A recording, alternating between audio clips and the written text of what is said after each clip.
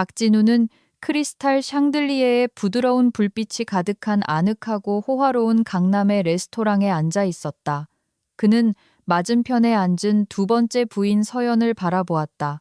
촛불의 반사광이 그녀의 진지한 얼굴에 비치는 것을 보며 그녀는 한숨을 쉬었고 그녀의 눈에는 진우가 애써 외면하는 피곤의 그림자가 스쳐 지나갔다. 그는 다른 사람뿐만 아니라 자기 자신에게서 오는 요구와 기대에 익숙해져 있었다. 여보, 서연이 부드럽게 입을 열었지만 그는 이미 그녀가 무슨 말을 할지 알고 있었다. 우리가 부모가 된 지 몇 년밖에 안 됐어요. 우리 민지는 이제 겨우 2살이에요. 저는 아직 또 다른 아이를 가질 준비가 안 됐어요. 박 회장은 아내를 보며 눈을 가늘게 떴다. 그는 사업을 일으켜 정상에 올려놓는데 자신의 영혼을 바쳤고 그에 따르는 대가를 알고 있었다. 그러나 그의 목표는 항상 더 큰 것이었다. 언젠가 아버지의 집무실에 들어와 그의 평생의 사업을 이어갈 후계자였다. 서연, 우리 이 얘기 100만 번도 더 했어. 그의 목소리는 차갑고 엄했다. 당신도 우리 결혼해서 내가 뭘 기대하는지 알았잖아. 그녀는 그의 말에 맞은 듯 시선을 피하며 신경질적으로 냅킨을 접었다. 조심스럽게 말을 골랐다. 진우 씨, 민지도 당신 아이잖아요. 그걸로는 부족한가요? 그녀는 그의 손을 잡으려 손을 뻗었다. 박 회장은 절제하며 그녀의 손을 치웠다. 그의 얼굴은 무표정했다. 이미 말했잖아. 딸은 그룹의 총수가 될 수 없어. 후계자는 아들이어야 해. 만약 당신이 내게 아들을 낳아줄 준비가 안 됐다면 그는 의도적으로 목소리에 차가운 기운을 실으며 말을 멈췄다. 우린 이혼이야.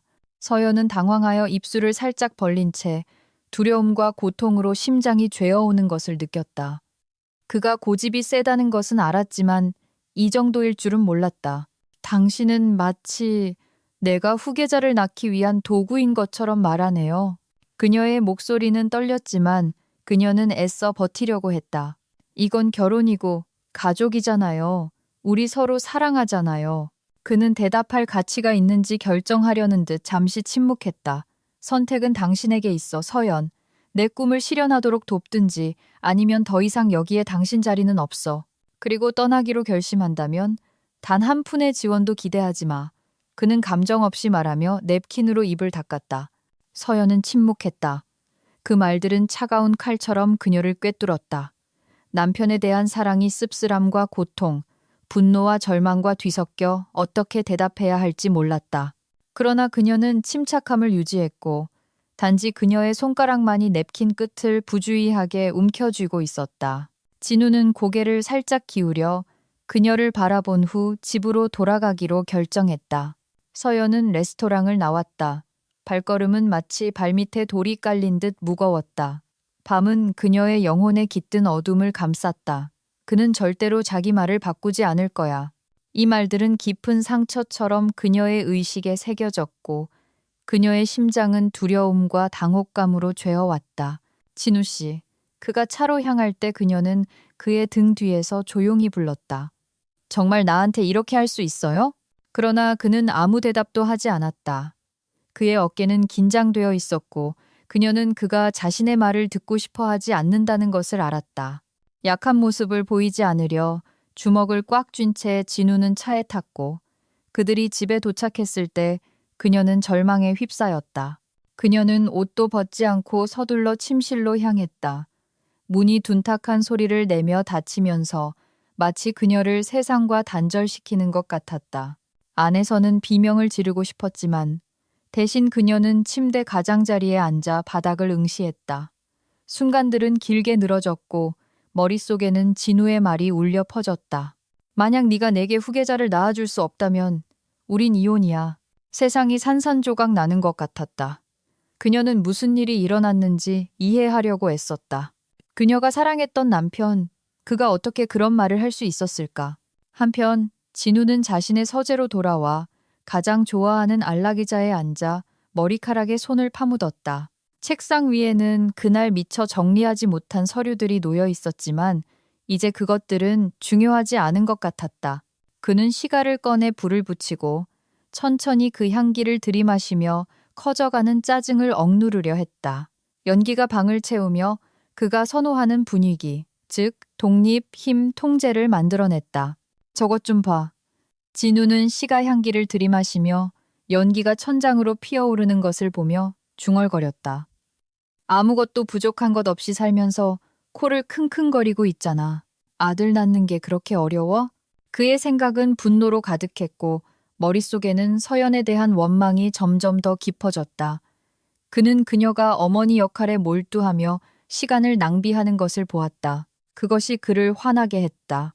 성공, 성취, 돈, 그것이 중요한 것이었다. 그에게는 그저 좋은 아내가 아니라 후계자가 필요했다. 침대에 누워있던 서연은 자신을 진정시키려 애썼다. 둘이 함께 웃고 있는 사진을 보고는 갑자기 슬픔이 목구멍에 차오르는 것을 느꼈다. 함께할 미래, 아이들, 행복한 가정에 대한 꿈. 이 모든 것이 이제는 이룰 수 없는 것처럼 보였다. 어떻게 이렇게 변할 수 있었어? 그녀는 사진에 대고 속삭였다. 우리 행복했잖아. 그렇지 않아? 진우의 목소리가 머릿속에서 울려 퍼지는 것 같았다. 그의 차가운 말들이 그녀의 의식 속으로 파고들었다. 내가 그냥 도구인가? 그녀는 그가 자신의 권력을 드러냈던 모든 순간을 마음속으로 되짚으며 생각했다. 그녀는 일어나 창가로 다가가 거리를 내려다보았다. 거리에서는 연인들이 웃으며 인생을 즐기고 있었다. 서연은 갑자기 자신이 미래에 대한 꿈만 꾸며 사는 사람이 되고 싶지 않다는 것을 깨달았다.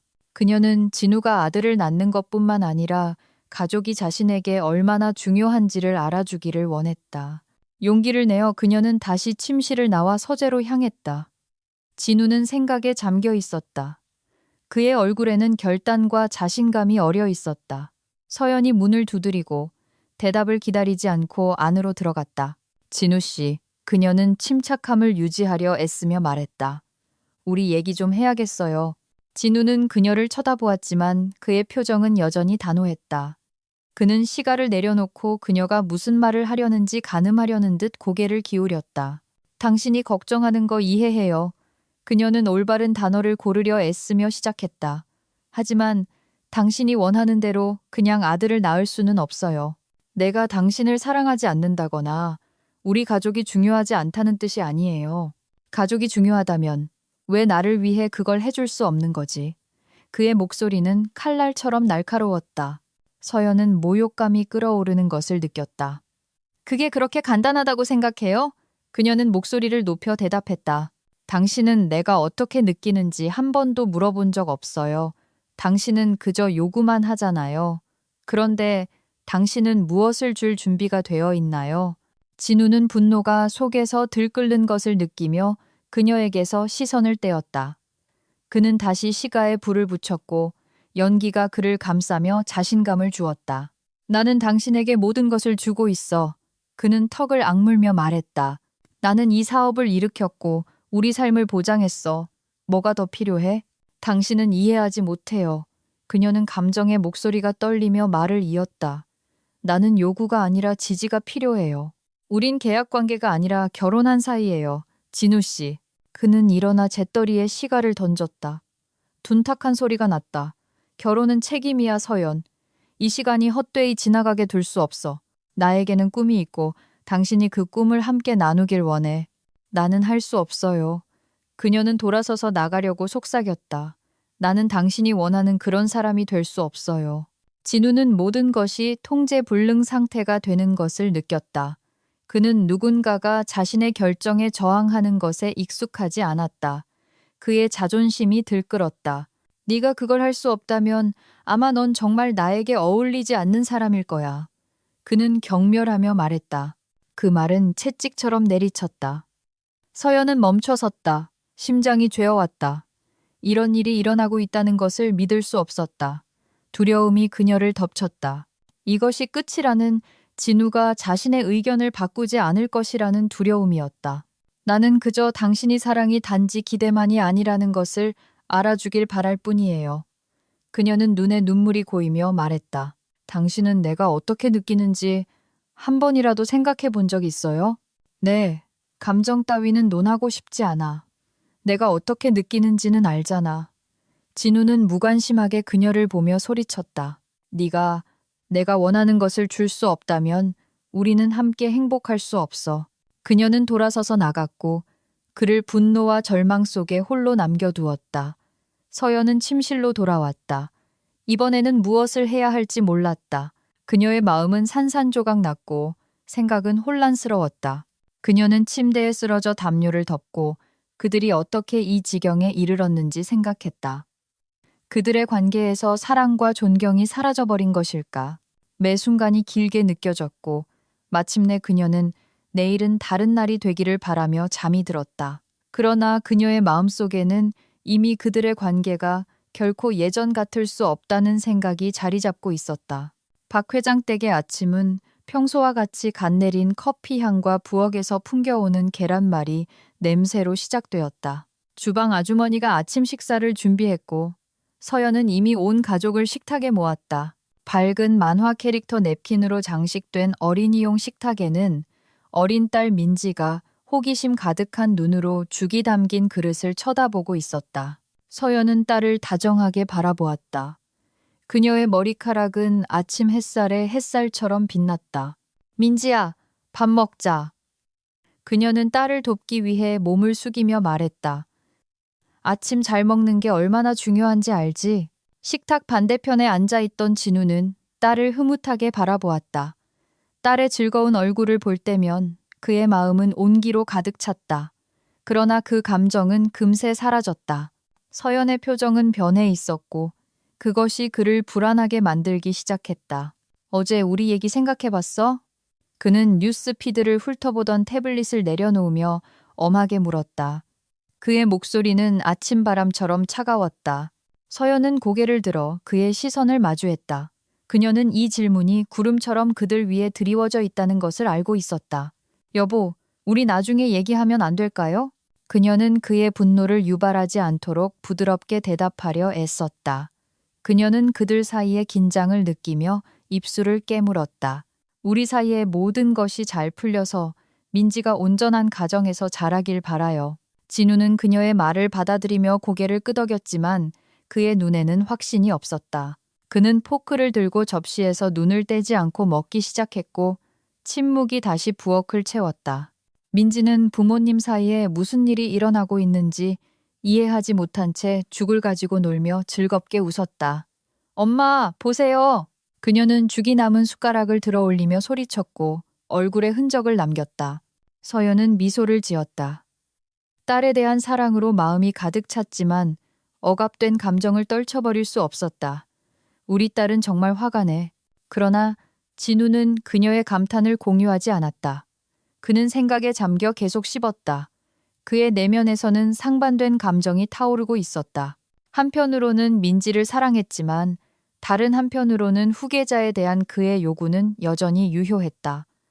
서연은 좋은 어머니였지만 그는 실망감을 떨칠 수 없었다.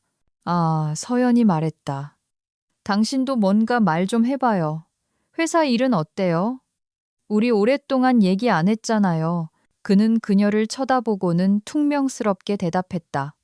일은 잘 돼. 하지만 당신도 내가 뭘 걱정하는지 알잖아. 나는 미래를 생각해야 해. 미래요? 그녀는 가벼운 아이러니를 담아 물었다. 아니면 당신 생각에 꼭 아들이어야 한다는 그 후계자 말인가요? 그의 얼굴이 굳어졌다. 그는 분노가 치밀어 오르는 것을 느꼈다. 내가 당신만이 그걸 할 수 있는 유일한 사람이라고 말한 적은 없어. 하지만 당신은 내 아내고 나는 당신에게서 지지를 기대해. 그가 으르렁거렸다. 서연은 상처를 보이지 않으려 입술을 굳게 다물었다. 나는 당신을 지지하려고 노력하고 있어요, 진우 씨. 당신도 내가 이 문제에 대해 어떻게 생각하는지 알잖아요. 하지만 우리가 그냥 명령으로 아이를 가질 수는 없잖아요. 나는 사업에서 모든 것이 계획대로 진행되는 것에 익숙해. 왜 인생에서는 달라야 하지? 그들의 대화를 듣는데 지친 민지는 고개를 들었다. 아빠, 나랑 놀아줘요. 그녀는 그들의 관심을 다시 놀이와 어린 시절의 근심 없는 함으로 돌리려는 듯 그에게 손을 뻗었다. 진우는 민지를 바라보았다. 그의 마음은 조금 누그러졌다. 아, 그는 한숨을 쉬었다. 아침 식사 후에 너랑 놀아줄게. 그의 목소리가 따뜻해졌다. 와, 그녀는 소리치고는 긴장감을 잊은 채 다시 죽을 먹기 시작했다. 그들의 상호작용을 지켜보던 서연은 약간의 안도감을 느꼈다. 그러나 그 감정은 금세 슬픔으로 바뀌었다. 그들이 이 상태로 얼마나 오래 머물 수 있을까? 그녀는 대화가 후계자에 관한 것이 될 때마다 진우가 다시 차갑고 접근하기 어려운 사람이 된다는 것을 생각하지 않을 수 없었다. 아침 식사 후 진우는 식탁에서 일어났다. 서연을 지나치면서 그는 마치 모든 것이 이미 결정된 것처럼 고개를 끄덕이기만 했다. 서연은 무릎에 손을 깍지 낀 채 앉아 창밖을 응시했다. 유리창 밖에서는 삶이 계속되고 있었다. 아이들은 놀고 있었고 사람들은 출근하고 있었으며 그녀의 내면에서는 불완전함의 감정이 자라나고 있었다. 엄마, 우리 언제 산책 가요?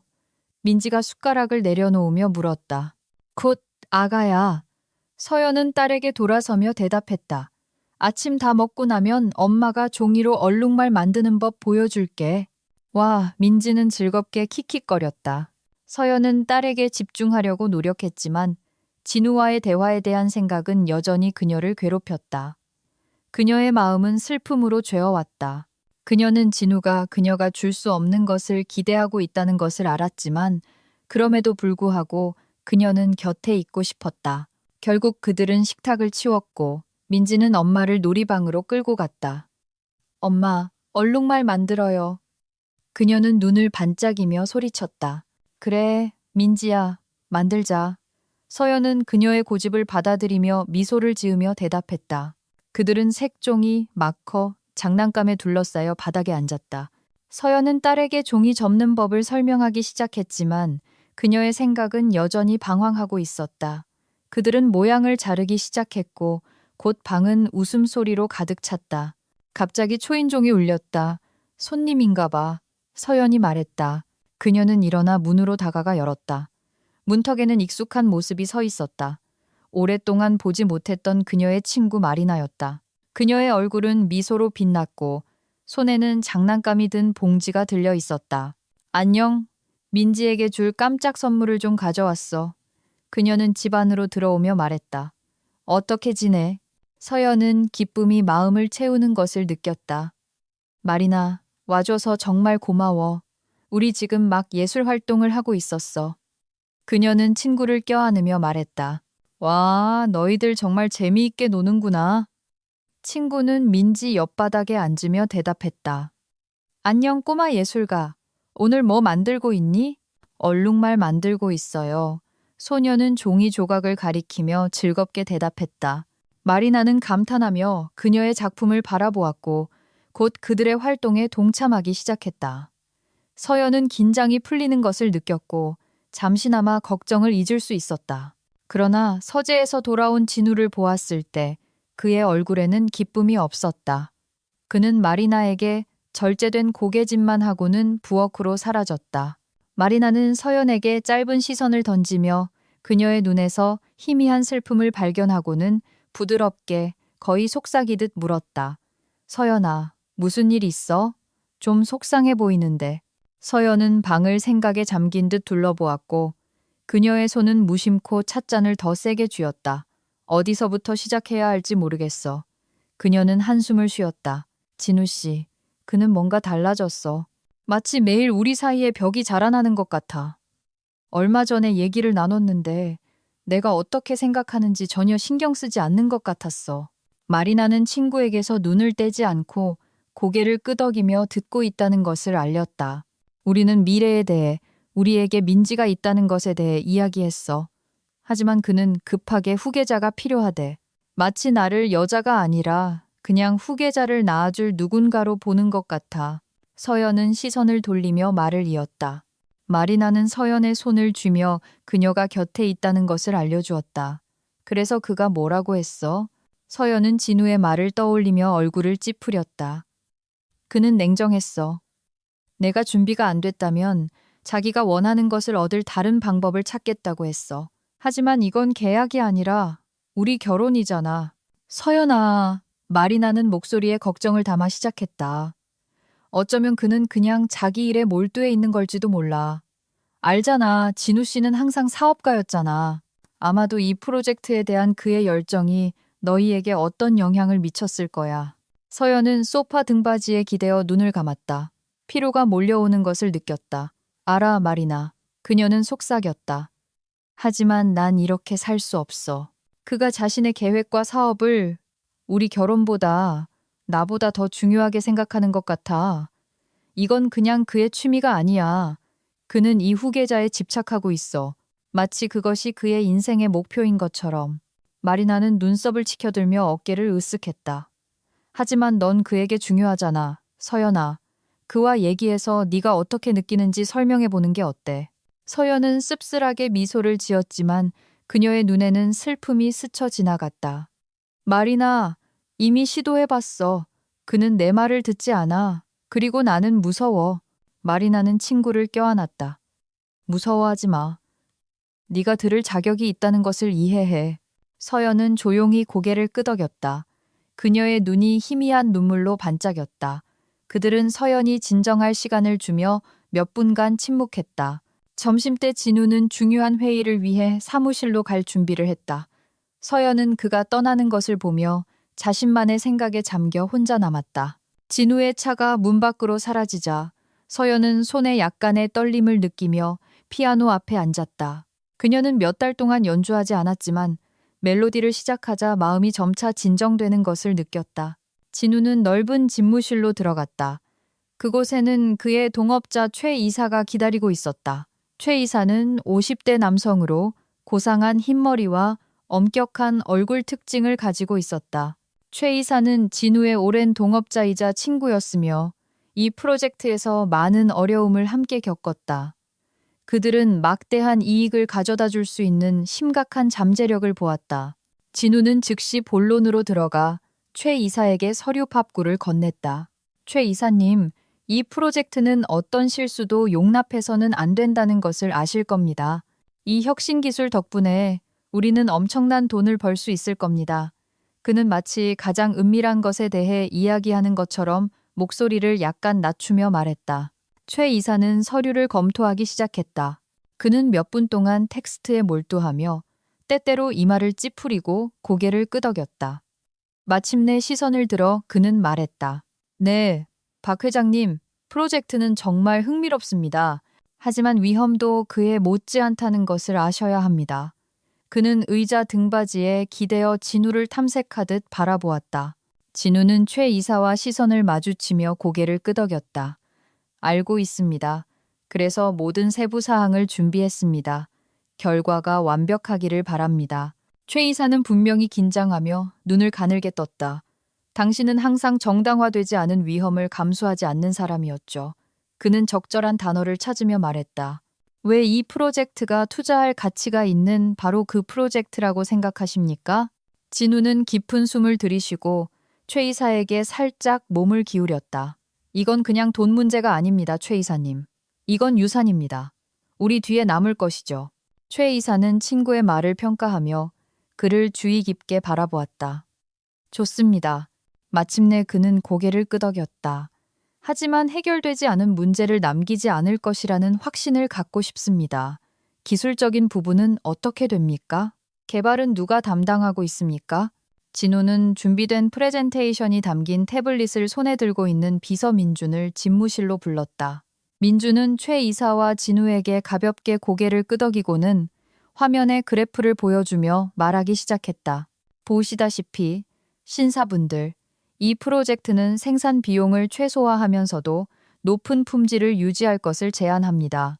민주는 슬라이드를 넘기며 시작했다. 우리는 모든 가능한 위험을 고려하고 경쟁력을 보장하기 위해 몇 가지 핵심적인 개선 사항을 추가했습니다. 최 이사는 프레젠테이션을 주의 깊게 지켜보며 때때로 고개를 끄덕였다. 설득력 있어 보입니다. 그가 말했다. 하지만 그래도 민준 씨, 주요 위험을 어떻게 우회할 계획인지 설명해 주십시오. 모든 생산 단계에서 이중 검증 및 테스트를 통해 해결할 계획입니다. 민준이 대답했다. 이를 통해 최종 제품에서 심각한 결함을 방지하고 실패 확률을 최소화할 수 있습니다. 최 이사는 만족스럽게 고개를 끄덕이고 진우에게 돌아서서 말했다.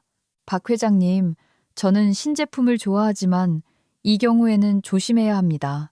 직원들에게 그것을 보완하게 하고 일주일 후에 제 사무실에서 뵙겠습니다. 그는 일어나 진우에게 손을 내밀었다. 알겠습니다. 진우는 동업자의 손을 잡으며 말했다. 모든 서류와 최종 계산서를 준비하겠습니다. 최 이사, 민준과의 회의가 끝난 후 진우는 비서 지은을 불렀다. 지은 씨, 커피 좀 가져와요. 그는 서류에서 고개를 들며 건조하게 말했다. 지은은 머리카락을 얼굴에서 능숙하게 치우고 그의 지시를 재빨리 수행했다. 집무실에 들어와서는 문을 잠그고 그의 뺨에 손을 대며 말했다. 자기, 보고 싶었어요. 나 완전히 잊어버린 줄 알았잖아요. 그들의 입술이 열정적인 키스로 합쳐졌을 때 갑자기 문을 두드리는 소리가 들렸다. 진우는 급히 몸을 떼었다. 그의 얼굴은 긴장된 표정을 띠었다. 문 열어요. 그는 목소리에 거친 기운을 실으며 짧게 말했다. 집무실로 서연이 들어왔다. 그 순간 지은은 아무 생각 없이 블라우스를 고쳐 입었다. 나가. 서연이 거칠게 명령했다. 그녀의 목소리는 칼처럼 공기를 갈랐다. 지은은 말없이 나가 그들을 단둘이 남겨두었다. 서연은 진우의 책상에 더 가까이 다가가 옆 의자에 핸드백을 던지고 그를 쳐다보았다. 도대체 무슨 짓이야? 그녀는 목소리에 경멸을 담아 말했다. 진우는 그녀의 말에 분명히 놀란 듯 눈썹을 치켜들었다. 무슨 소리야? 그는 아무렇지 않은 척하며 대답했다. 비서와의 바람 피우는 짓 말이야. 그녀는 그의 눈을 똑바로 쳐다보며 말했다. 충실함이 뭔지 완전히 잊어버렸나 봐. 진우는 깊은 숨을 들이쉬고 서류를 쳐다보았다. 마치 서류가 그녀의 비난에 대한 답을 줄 수 있는 것처럼. 여기는 왜 왔어? 그는 주제를 바꾸려 하며 말을 이었다. 계약서를 작성하고 싶어요. 서연은 물 한 잔을 따르며 건조하게 대답했다. 그녀는 포기할 생각이 없었다. 무슨 계약? 진우는 그런 전개를 예상하지 못한 듯 놀랐다. 서연은 책상 가장자리에 앉았다. 그녀의 목소리는 더 단호해졌다. 만약 우리에게 또 딸이 태어난다면 아무것도 없이 남고 싶지 않아요. 그녀는 결심에 찬 눈으로 그를 쳐다보며 말했다. 진우는 얼굴을 찌푸렸다. 그의 호기심이 발동했다. 어떤 보장에 대해 말하는 거지? 그의 목소리는 이미 덜 자신감 있게 들렸다. 아들이 아닌 딸이 또 태어난다면 아이들과 함께 길거리에 나앉고 싶지 않아요. 당신은 우리를 길거리로 내쫓을 거잖아요. 서연은 남편에게서 시선을 떼지 않고 단호하게 말했다. 우리 둘 다 당신이 자신의 기대에 대해 어떻게 생각하는지 알잖아요. 진우는 그녀를 바라보았고 그의 눈에는 약간의 당혹감이 스쳐 지나갔다. 만약 내가 또 아들을 낳지 못한다면 내가 너희에게 큰 아파트를 사줄게. 아이들은 아무것도 부족하지 않을 거야. 하지만 너는 스스로 생계를 책임져야 할 거야.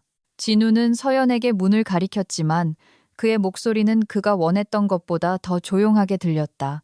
그러니까 내가 그냥 떠나길 바라는 건가요? 그녀는 간신히 감정을 억누르며 물었다. 내가 아이들과 혼자 남아 당신이 우리를 그냥 잊어버릴 수 있다는 생각으로 살아야 한다는 건가요? 당신도 내가 당신과 딸을 얼마나 소중히 여기는지 알잖아. 진우가 대답했다.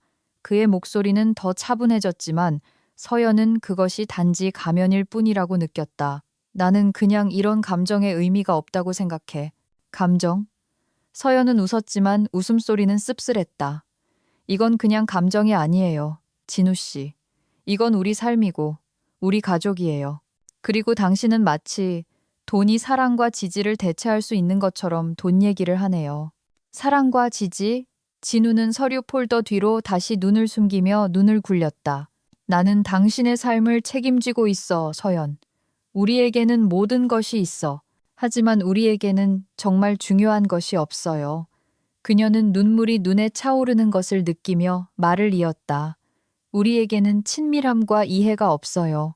나는 당신의 성공이 우리 이별의 원인이 되기를 원하지 않아요. 진우는 침묵했다. 그의 얼굴은 무표정했다. 당신은 항상 나를 비난하기만 해. 그는 마침내 침묵을 깨고 말했다. 나는 우리를 위해 미래를 보장하기 위해 일해. 그런데 당신은 그냥 내가 누구랑 자는지 확인하러 여기에 오는 거야. 이건 그냥 확인이 아니에요, 진우 씨. 그의 말이 그녀를 충격에 빠뜨렸다. 이건 우리 미래에 대한 문제예요. 서연, 우리 감정 얘기를 할 시간이 없어. 그는 고개를 들고 그녀의 시선을 마주치며 날카롭게 대답했다. 해야 할 일이 있고 의무가 있어. 의무? 그녀는 분노를 참을 수 없었다. 당신은 우리 가족과 관련된 의무가 있다는 것을 이해하지 못해요? 진우는 다시 침묵했다. 그의 얼굴은 굳어지고 무표정해졌다. 그는 그녀의 말에 반박할 논거가 없다는 것을 알았지만 동시에 개인적인 문제가 사업에 방해가 되기를 원하지 않았다. 네가 그렇게 원한다면 계약서를 작성하자. 그는 시선을 돌리며 말했다. 하지만 나는 중요한 회의를 준비해야 해. 서연은 씁쓸함으로 심장이 죄어오는 것을 느꼈다. 알았어요. 갈게요. 그녀는 더 이상 할 말이 없다는 것을 느끼며 말했다. 하지만 기억해요, 진우 씨. 나는 그냥 당신 아내가 아니에요. 나는 당신 딸의 엄마예요. 그녀는 돌아서서 집무실을 나갔고 진우를 그의 생각과 앞으로의 일들과 함께 혼자 남겨두었다. 복도에서 그녀는 호기심 가득한 눈으로 서연을 쳐다보며 대화를 엿듣고 있던 지은과 마주쳤다. 서연 씨, 괜찮으세요? 지은이 가식적인 걱정을 하며 물었다. 비켜! 서연은 소리쳤다. 그녀의 존재가 그녀를 화나게 했다. 그녀는 불안의 그림자가 자신을 덮는 것을 느끼며 사무실을 떠났다. 바깥 세상은 시끄럽고 밝았지만 그녀의 내면은 모든 것이 회색이고 차갑게 느껴졌다. 그녀는 차에 앉아 깊은 숨을 내쉬며 불안을 진정시키려 애썼다. 며칠 후 박 회장 댁에 피곤한 얼굴과 서류로 가득 찬 서류 가방을 든 공증인 안토니오 박 씨가 도착했다. 서연은 불안하게 그의 도착을 기다렸다. 머릿속에는 서명된 합의서가 그들의 미래에 어떤 영향을 미칠지에 대한 생각이 맴돌았다. 일에 지친 진우는 공증인이 들어왔을 때 생각에 잠겨 책상에 앉아 있었다. 안녕하세요, 박 회장님. 안토니오 박 씨는 서류 가방에서 서류를 꺼내며 정중하게 인사했다. 시작할 준비가 되셨습니까? 네, 물론입니다. 진우가 대답했다. 그의 목소리는 쉬어 있었다. 그는 서연을 보며 고개를 끄덕였다. 준비됐어? 서연은 고개를 끄덕이고 서류를 손에 들었다. 그녀는 속이 울렁거리는 것을 느꼈다. 그녀는 그들의 관계가 어떻게 이 지경에 이르렀는지 이해할 수 없었다. 진우 씨, 이건 나에게 불공평해요. 그녀의 목소리는 당혹감으로 떨렸다.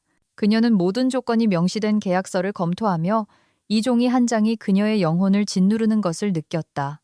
진우는 책상에서 시선을 떼지 않고 얼굴을 찌푸렸다. 서명하지 않아도 돼. 하지만 그러면 아무것도 받지 못할 거야. 그는 말을 이었다. 그의 어조는 단호하고 단호했다. 서연은 얼어붙었다. 그녀의 심장은 절망감을 깨닫고 죄어왔다. 그녀는 조건을 다투려는 어떤 시도도 소용없다는 것을 알았다. 진우와의 모든 대화는 의미가 없었다. 이게 다예요? 그녀는 거의 속삭이듯 물었다. 당신은 그냥 나를 선택의 기로에 세워두는 건가요? 마치 이게 게임인 것처럼? 아니, 이건 게임이 아니야. 진우는 이번에는 그녀의 눈을 쳐다보며 말했다. 이건 현실이야. 나는 앞으로의 행동에 대해 확신을 갖고 싶어. 그리고 이 계약이 유일한 방법이야. 그녀는 힘겹게 숨을 내쉬고 고개를 숙여 고개를 끄덕였다. 그녀의 영혼에는 고통이 스며들었지만 다른 방법이 없다는 것을 알았다. 좋아요. 서명할게요. 그녀는 말했지만 그녀의 목소리에는 씁쓸함이 묻어났다. 안토니오 박 씨는 서류를 준비하기 시작했다. 서연은 책상에 앉아 손에 펜을 들고 힘겹게 서명했다. 모든 움직임이 무겁고 고통스럽게 느껴졌다. 마치 벌을 받는 서명을 하는 것 같았다. 됐습니다. 안토니오 박 씨가 마지막 획이 그어졌을 때 말했다. 이제 모든 것이 공식적으로 처리되었습니다. 서연은 일어섰다. 어깨에 무거운 짐이 얹히는 것을 느꼈다. 그녀에게 남은 것은 진우를 공증인과 단둘이 남겨두고 집무실을 나가는 것뿐이었다. 서연, 기다려. 진우가 소리쳤지만 그녀는 돌아보지 않았다. 그녀는 복도로 나와 벽에 기대어 울지 않으려 입술을 깨물었다. 그녀의 내면에서는 분노, 슬픔, 무력감이 들끓었다. 어떻게 그들이 여기까지 오게 된 걸까? 계약서에 서명한 후에도 삶은 계속되었지만 서연에게는 모든 것이 변했다. 그녀는 딸을 돌보고 집안일을 하며 평범한 일상으로 돌아가려고 노력했지만 그녀의 생각은 일어난 일에 대한 생각에서 벗어나지 못했다. 어느 날 저녁, 그녀가 딸을 재우고 있을 때 진우가 그녀에게 다가왔다. 서연, 그가 말했다. 그의 목소리는 평소보다 부드러웠다. 우리 둘째 아이를 가져보자. 서연은 마음에 약간의 온기가 스며드는 것을 느꼈지만 의심은 그녀를 떠나지 않았다. 진우 씨, 그녀는 그의 눈을 쳐다보며 말했다. 정말 이게 우리 문제를 해결할 거라고 생각해요? 모르겠어. 그가 솔직하게 대답했다. 하지만 올바른 방향으로 나아가는 한 걸음이 될 거야. 나는 큰 가족을 원하고 당신이 행복하기를 원해. 그의 말에 그녀의 심장이 죄어왔다. 그녀는 이것이 그들이 잃어버린 것의 일부라도 되찾을 수 있는 유일한 기회일지도 모른다는 것을 알았다. 좋아요. 한번 해보죠. 그녀는 자신 없는 목소리에 자신감을 불어넣으려 애쓰며 말했다. 진우는 미소를 지었고 순간 그녀는 그에게서 언젠가 함께 가정을 꾸리기를 꿈꿨던 그 남자를 보았다. 그 후 몇 주 동안 서연은 긍정적인 태도를 유지하려고 노력했다. 그녀는 진우와 더 많은 시간을 보냈고 그들 사이에 친밀감의 희미한 빛이 보이기 시작했다. 그들은 공원을 산책하고 함께 저녁을 요리하고 웃고 미래에 대한 계획을 논의했다. 그러나 그녀의 마음속에는 두려움이 계속 남아 있었다. 그녀는 여전히 그들 사이에 벽이 남아 있다는 것을 느꼈고 아이들에 대한 대화조차도 그 벽을 허물 수 없었다. 어느 날 주방 식탁에 앉아 있던 진우가 갑자기 물었다. 서연, 계약서에 서명한 거 후회하지 않아?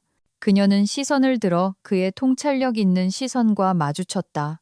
우리가 임신에 성공하기를 바라요. 그녀는 대답했지만 마음속 깊은 곳에서는 그것이 전적으로 사실이 아니라는 것을 알고 있었다. 나도 그래. 그가 고개를 끄덕였다. 나도 드디어 후계자를 갖고 싶어. 진우는 가까이 다가와 몸을 숙여 그녀의 이마에 입을 맞췄다. 이 제스처는 간단했지만 그것은 서연에게 한때 그들을 묶어주었던 것을 상기시켰다. 그러나 그녀가 눈을 감고 행복했던 순간들을 떠올리자 그녀의 생각은 다시 계약서로 돌아왔다. 그녀는 그의 말이 그들 관계의 일부일 뿐이며 현실은 다를 수 있다는 것을 알았다. 곧 진우는 저녁 식사 준비를 마치고 식탁에 앉았다. 서연, 그가 말했다. 미래에 대해 얘기하고 싶어. 그녀의 심장이 더 빨리 뛰기 시작했다. 어떤 미래요? 그녀는 그의 의도를 파악하려 애쓰며 물었다. 우리가 언제 둘째 아이를 가질 수 있을지 정하고 싶어. 그가 희망에 찬 눈으로 그녀를 쳐다보며 말했다. 서연은 생각에 잠겼고 머릿속에서는 생각이 맴돌았다. 그녀는 이 결정이 단순한 대화 이상의 진지한 접근이 필요하다고 느꼈다. 그건 중요해요. 그녀는 식탁을 내려다보며 말했다. 진지하게 논의해 봅시다. 나는 준비됐어. 그가 대답했다. 그의 목소리는 더 자신감 있게 변했다. 우리가 같은 생각을 하길 원해. 서연은 긴장이 풀리기 시작하는 것을 느꼈다. 그녀는 이것이 쉽지 않을 것이라는 것을 알았지만 이 대화는 필요했다. 지지를 느끼고 싶어요. 그녀는 진실되려고 노력하며 말했다. 신체적으로뿐만 아니라 감정적으로도요. 진우는 더 가까이 몸을 기울여 그녀의 손을 잡았다. 노력하겠다고 약속할게. 서연의 내면에서 무언가 변했다. 아마도 모든 것이 생각했던 것만큼 절망적이지는 않았을 것이다. 그러나 동시에 그녀는 신뢰와 친밀감을 회복하기 위해 시간이 필요하다는 것을 알았다. 매일 그들의 관계는 조금씩 더 개방적으로 변했지만 서연은 여전히 미래에 대한 두려움을 느꼈다. 그녀는 단지 계약서에 서명하는 것만으로 모든 문제를 해결할 수 없다는 것을 알았다. 그럼에도 불구하고 그들은 새로운 현실을 창조하려 노력하며 앞으로 나아갔다. 매일 저녁 그들은 함께 계획을 논의하고 미래를 꿈꿨다. 진우는 다시 그녀가 오랫동안 기다려온 관심을 보이기 시작했다. 그는 작은 관심의 표시를 하며 그녀를 놀라게 하려고 노력했다. 이것은 그녀에게 예상치 못한 기쁨이었지만 반가운 발견이었다. 있잖아. 어느 날 그녀는 그와 소파에 앉아 말했다. 우리가 함께 시간을 보내는 방식이 마음에 들어. 정말 도움이 돼. 그 말을 들으니 기쁘네. 진우가 대답했다. 그의 눈은 기쁨으로 반짝였다. 나도 우리에게 이런 순간이 더 필요하다고 느껴. 서연과 진우가 둘째 아이를 가지려고 노력하기 시작한 지 반년이 지났다. 매번 시도할 때마다 희망을 품었지만 시간은 흘러갔고 꿈은 이루어지지 않았다. 서연은 초조해졌고 진우와 함께 의사 진료실에 있을 때 그녀의 심장은 가슴에서 튀어나올 것처럼 두근거렸다. 몇 가지 검사를 받으셔야 합니다. 알렉산더 김 박사는 진지한 표정으로 그들을 쳐다보며 말했다. 의학적인 문제가 없는지 확인하기 위한 표준 절차입니다. 서연은 무거운 짐이 자신을 짓누르는 것을 느꼈다. 옆에 앉아있던 진우는 이 제안에 날카롭게 반응했다. 뭐라고요? 그의 목소리는 분노에 차 있었다. 나는 완전히 건강하고 어떤 검사도 받을 생각이 없습니다. 이건 무의미해요. 알렉산더 김 박사는 침착함을 유지하며 대답했다. 불만을 이해합니다. 하지만 가능한 문제를 배제하기 위해 필요합니다. 서연은 고개를 숙여 진우를 바라보았다. 그의 공격적인 반응에 심장이 죄어왔다.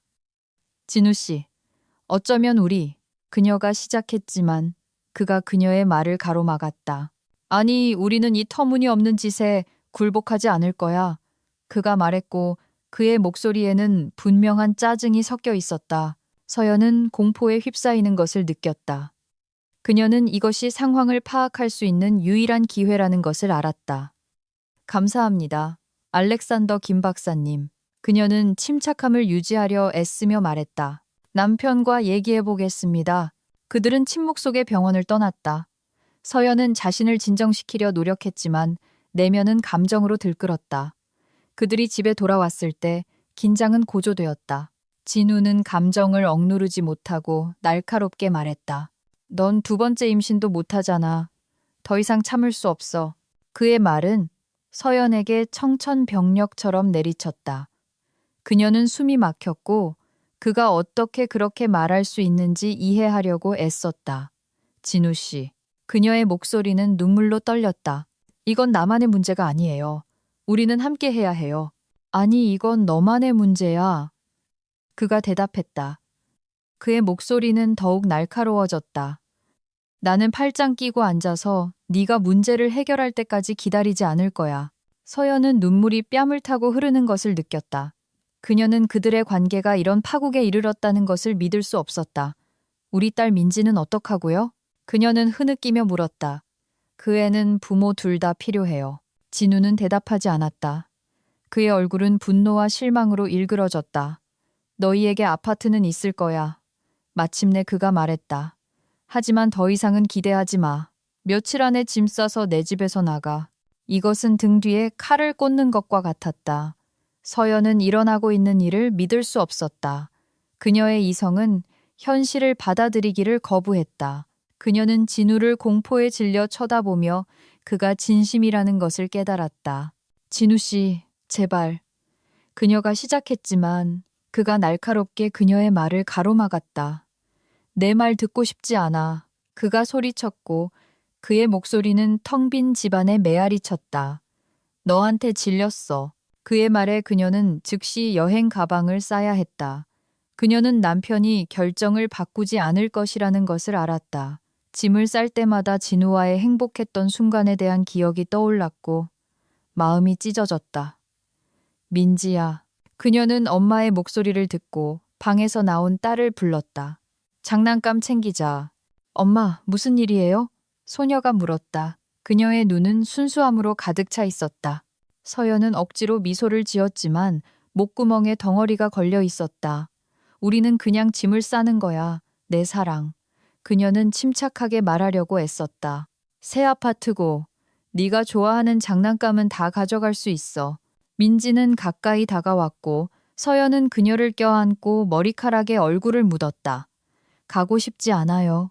소녀가 말했고 그녀의 목소리에는 공포가 섞여 있었다. 알아. 하지만 모든 것이 잘 되기 위해서는 그래야 해. 그녀는 울지 않으려고 애쓰며 조용히 대답했다. 서연은 재빨리 짐을 쌌다. 그녀의 생각은 씁쓸함과 두려움과 뒤섞였다. 어떻게 그녀가 추억으로 가득 찬 이 집을 떠날 수 있었을까?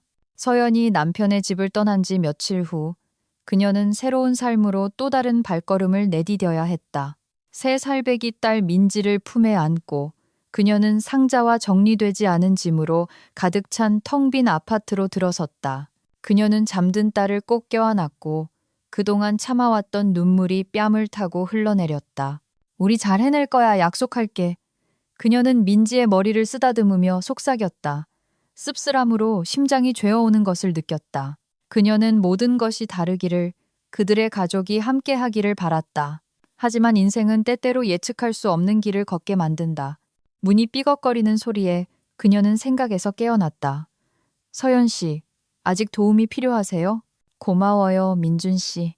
이미 우리를 위해 많은 것을 해주셨어요. 그녀는 눈물을 닦으며 감사한 마음으로 그를 바라보았다. 필요한 것이 있으면 전화 주세요. 그는 작별 인사를 하며 고개를 끄덕이고 아파트를 떠났다. 민준이 나가자마자 서연은 혼자 남았다. 그녀는 텅 빈 벽을 둘러보며 이 집이 어떻게 삶으로 채워질지 상상하려고 애썼다. 한편 민준은 이미 진우가 기다리고 있는 사무실로 향했다. 그는 서류에 몰두하며 책상에 앉아 있었다. 이사 문제는 끝났나? 진우는 서류에서 눈을 떼지 않고 비서를 엄하게 쳐다보았다. 네, 박 회장님. 민주는 상사의 기분을 파악하려 애쓰며 고개를 끄덕였다. 서연 씨는 조금 우울해 보이지만 잘 해내고 있습니다. 진우는 서류를 내려놓고 시선을 들었다. 그녀는 그걸 예상했어야 했어. 그가 말했다. 그의 목소리는 비난으로 가득 차 있었다. 하지만 상관없어. 나에게는 더 중요한 일이 있어. 네. 민주는 그것이 단지 사업 때문만이 아니라는 것을 알았지만 확인했다. 저녁 계획은 있으십니까? 저녁? 진우는 눈을 굴렸다. 술이나 마셔야지. 저녁에 진우는 가장 친한 친구 상훈과 함께 레스토랑에 앉아 있었다. 상훈은 그의 기분을 이해하려고 노력했다. 이해할 수가 없네, 친구. 상훈은 위스키 잔을 내려놓으며 말했다. 서연은 너에게 아름다운 딸을 낳아줬잖아. 훌륭한 아내?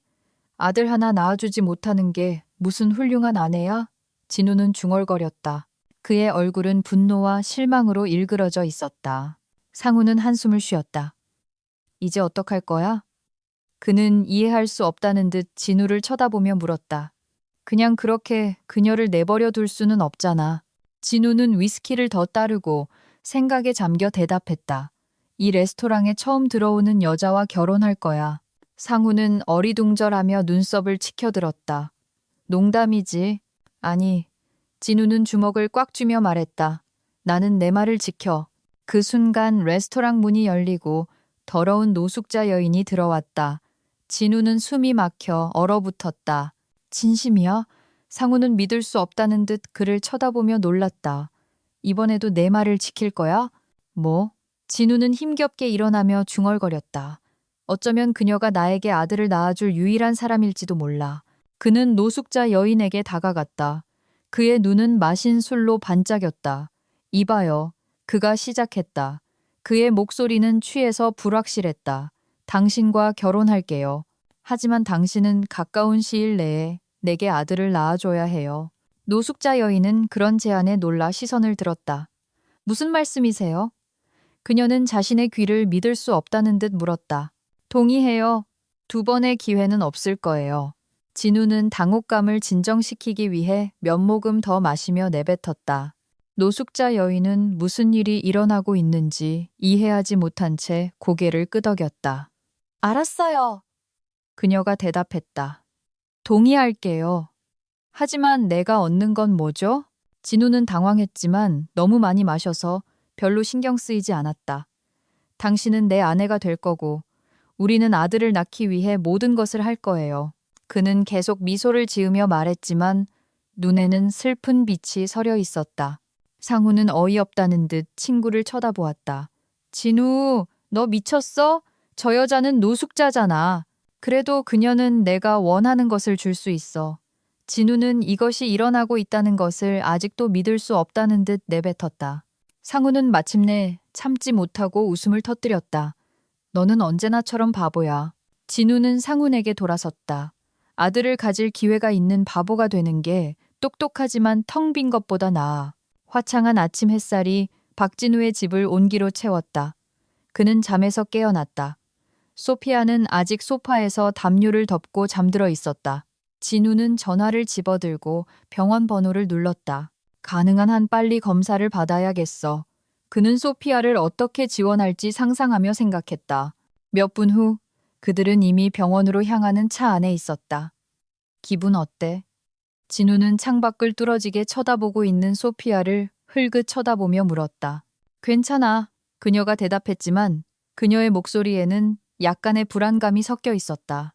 그냥 이게 일어나고 있다는 게 믿기지 않아. 내가 백만장자와 결혼하다니. 그리고 나는 노숙자와 결혼하지. 진우는 씩 웃었다. 하지만 이건 시작에 불과해. 내가 드디어 아빠가 될 수 있는지 알아내야 해. 소피아는 미소를 지었지만 그녀의 얼굴은 여전히 진지했다. 그녀는 이제 삶이 예전 같지 않을 것이라는 것을 알았다. 병원에서 그들은 필요한 검사를 진행한 알렉산더 김 박사를 만났다. 그리고 얼마 후 그는 진지한 얼굴로 결과를 가지고 돌아왔다. 진우 씨, 소피아 씨, 좋은 소식이 있습니다. 모든 검사 결과가 정상입니다. 이제 모든 것은 두 분에게 달려 있습니다. 그는 윙크하며 말했다. 빨리 행동한다면 부모가 될 모든 기회가 있습니다. 우리는 준비됐어요. 진우는 아직도 일어나고 있는 일을 믿을 수 없다는 듯 소리쳤다. 필요한 모든 서류에 서명하고 검사 결과를 받은 지 며칠 후 그들은 가장 가까운 사람들만 참석한 작은 교회에서 서약을 교환했다. 소피아는 심플한 흰 드레스를 입고 멋져 보였고 진우는 마치 말에 탄 기사처럼 아내를 자랑스러워했다. 내가 결혼할 거라고는 생각도 못했어. 하물며 당신과 결혼할 줄은. 소피아가 결혼식 중에 속삭였다. 나도 그래. 진우가 그녀의 손을 잡으며 대답했다. 하지만 우리는 함께 해냈어. 한 달 후 소피아는 무언가 변했다는 것을 느꼈다. 그녀는 왜 그런지 설명할 수 없었지만 그녀 안에서 새로운 감정이 싹트고 있었다. 진우 씨, 뭔가 이상한 것 같아요. 그들이 레스토랑에서 점심을 먹고 있을 때 그녀가 말했다. 뭐가? 그는 고기를 계속 썰며 미소를 지었다. 당신은 아름다워 보여. 아니, 느낌이 확인해봐야 할 것 같아. 확인해보자. 진우가 동의했다. 그날 그들은 다시 알렉산더 김 박사를 방문했다. 소피아는 초조해했지만 옆에 앉아있던 진우는 그녀를 진정시키려 애썼다. 걱정하지 마. 모든 것이 잘 될 거야. 그가 그녀의 손을 잡으며 말했다. 몇 분간의 기다림 끝에 의사는 상냥한 미소를 지으며 나왔다. 축하합니다. 아이가 생길 겁니다. 그녀는 일어나 진우를 껴안았다. 자신의 행복을 믿을 수 없었다. 진우 씨, 우리 해냈어요. 그녀가 외쳤다. 당신은 놀라운 여자야. 그는 그녀의 눈을 쳐다보며 말했다. 이렇게 빨리 될 줄은 생각도 못했어. 그럼 내가 당신의 운명인가 봐. 소피아가 미소를 지으며 대답했다. 얼마 후 그들이 아이의 성별을 알았을 때 기쁨은 끝이 없었다. 진심이야? 내가 후계자를 갖게 된다고? 진우는 소피아를 품에 안고 마치 그녀가 가벼운 깃털인 것처럼 방을 빙빙 돌았다. 진우 씨, 조심해요. 소피아는 그를 껴안으며 웃었다. 나는 당신이 생각하는 것만큼 가볍지 않아요. 진우는 그녀를 내려놓았지만 그의 시선은 행복으로 가득 차 있었다. 이건 정말 놀라워. 당신은 세상 최고의 아내야. 그가 자랑스럽게 말했다. 그리고 당신은 가장 멋진 아빠가 될 거예요. 그녀가 덧붙였다. 그들 둘 다 이것이 그들 인생의 새로운 장의 시작에 불과하다는 것을 알았다. 함께라면 그들은 앞으로 닥칠 모든 어려움과 기쁨을 맞이할 준비가 되어 있었다. 소피아는 이미 생명이 형성되기 시작한 배를 다시 만졌다. 우리 아이 이름은 뭐라고 지을까요? 그녀가 미소를 지으며 물었다. 나중에 얘기해야 할 것 같아. 진우가 대답했다. 이 순간을 즐기자. 유리창 너머로 세상을 바라보며 지난 몇 년 동안 그녀의 삶은 극적으로 변했다. 이제 그녀는 단지 노숙자가 아니었다. 그녀는 백만장자의 아내였고 더 중요한 것은 오랫동안 기다려온 아들의 어머니였다. 매일 아침 그녀는 마치 동화 속에 있는 것처럼 행복감을 느끼며 잠에서 깨어났다. 진우는 세심하고 배려심이 많았으며 그녀와 아들을 위해 가능한 모든 것을 했다. 기분 어때? 그는 매일 아침 그녀에게 차 한 잔을 가져다 주며 물었다. 이보다 더 좋을 순 없어. 소피아는 머리를 정돈하고 미소를 지으며 대답했다. 나와 기철이는 정말 잘 지내고 있어. 그래 보여. 진우는 미소를 지으며 대답했다.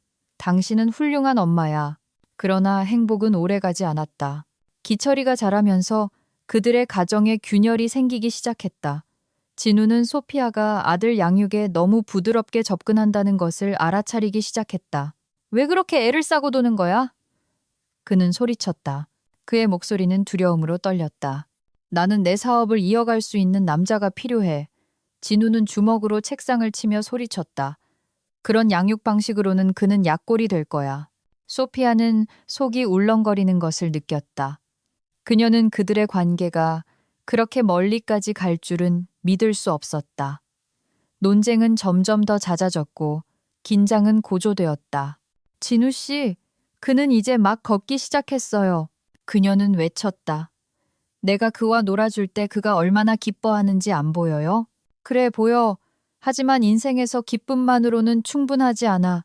그의 목소리는 둔탁하게 들렸다. 아이에게는 이런 장난이 아니라 규율과 책임이 필요해. 마음속 깊은 곳에서 그녀는 그가 부분적으로 옳다는 것을 알았다. 그녀는 아들이 아버지의 끝없는 요구와 기대의 희생양이 되게 할 수 없었다. 몇 주가 지났고 모든 대화는 다툼으로 끝났다. 어느 날 진우는 책상으로 다가와 소피아 앞에 서류 뭉치를 거칠게 던졌다. 이게 뭐야? 그녀는 무슨 일이 일어나고 있는지 이해하지 못한 채 물었다. 이혼 소송을 제기했어. 그는 한치의 후회도 없이 말했다. 왜? 그녀의 눈이 충격으로 커졌다. 우리 인생에서 사라질 시간은 하루밖에 없어. 그의 목소리는 얼음처럼 차가웠다.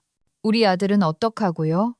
그녀는 떨리는 손으로 서류를 가슴에 꼭 껴안으며 울었다. 그 애는 부모 둘 다 필요해요. 그는 내 아들이야. 진우는 단호한 결심으로 그녀를 쳐다보았다. 만약 네가 그에게 한 번이라도 가까이 다가간다면. 이 말들은 칼처럼 그녀를 꿰뚫었다. 그녀는 일어나고 있는 일을 믿을 수 없었다. 그녀는 배신감을 느꼈다. 그녀의 마음은 고통으로 찢어졌다. 진우 씨, 그렇게 할 수 없어요. 그녀는 흐느꼈다. 우리는 가족이잖아요. 가족? 넌 그를 마마보이로 만들었어. 나는 후계자가 필요하지. 저런 게 아니야. 그의 목소리에는 동정심이라고는 한 방울도 없었다. 소피아는 들은 말에 충격을 받았다. 행복과 기쁨, 꿈으로 가득 찬 삶에서 그녀를 기다리는 것은 완전한 파멸이었다. 그녀는 간신히 눈물을 참으며 천천히 일어섰다. 나 가야겠어. 그녀는 그의 눈을 쳐다볼 힘도 없이 속삭였다. 이렇게는 살 수 없어. 짐을 챙긴 소피아는 거리로 나섰다. 뼛속까지 파고드는 차가운 바람이 그녀를 감쌌다. 그녀는 미지의 곳으로 향했다. 그녀는 길을 잃은 기분이었다. 아무것도 남지 않은 여자처럼. 어떻게 이럴 수가 있어? 그녀는 허공을 응시하며 소리내어 말했다. 어떻게 모든 것을 잃을 수 있었을까? 소피아는 보도를 걸었다. 행인들의 시선을 피했다. 누구도 그녀의 눈물을 보기를 원하지 않았다. 그녀는 어디로 가야 할지 몰랐다. 그녀가 아는 것은 아들이 진우와 함께 남았고 그가 아들을 데려갈 권리가 없다는 것뿐이었다. 그러나 이제 소피아는 자신의 감정이 중요하지 않다는 것을 알았다. 중요한 것은 기철이었다. 그를 지키기 위해 모든 것을 할 거야. 그녀는 코트 속에 얼굴을 파묻고 걸으며 자신에게 속삭였다. 그녀의 생각은 머릿속에서 어지럽게 맴돌았고 어떻게 모든 것을 바로잡을 수 있을지 생각해낼 수 없었다. 그녀가 그렇게 사랑했던 삶으로 어떻게 돌아갈 수 있을까? 아들의 아버지가 그렇게 무자비할 때 어떻게 엄마가 될 수 있을까? 나는 약해질 수 없어. 그녀는 자신에게 되뇌었다. 그리고 매 순간 그녀의 결심은 굳어졌다. 방법을 찾을 거야. 그러나 그녀는 남편에 대한 자신의 말이 아무 소용이 없다는 것을 알았다. 그는 돈과 인맥이 많은 백만장자였고 그녀는 다시 예전처럼 노숙자 생활로 돌아왔다. 그녀는 목적 없이 하루하루를 보내던 보호소로 돌아왔다. 그리고 그녀에게 남은 것은 아들의 사진과 따뜻한 추억뿐이었다.